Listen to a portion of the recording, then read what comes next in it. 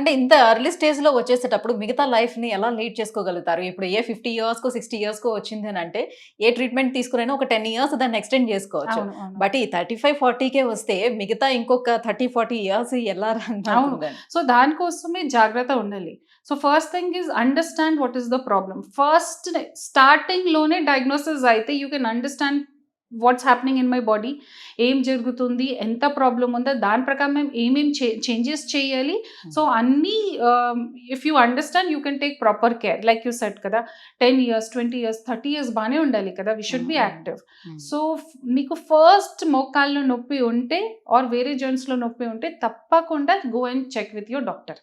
So, జనరల్‌గా ఆస్టియోఆర్థరైటిస్‌లో first symptoms ఏంటి? హ్మ్. మోస్ట్ కామన్ సింప్టమ్స్ ఇది. జనరల్‌గా మీకు ఎట్ రెస్ట్ మీన్స్ రెస్ట్ చేసినప్పుడు టైంలో, పడుకున్నప్పుడు టైంలో నొప్పి లేదు.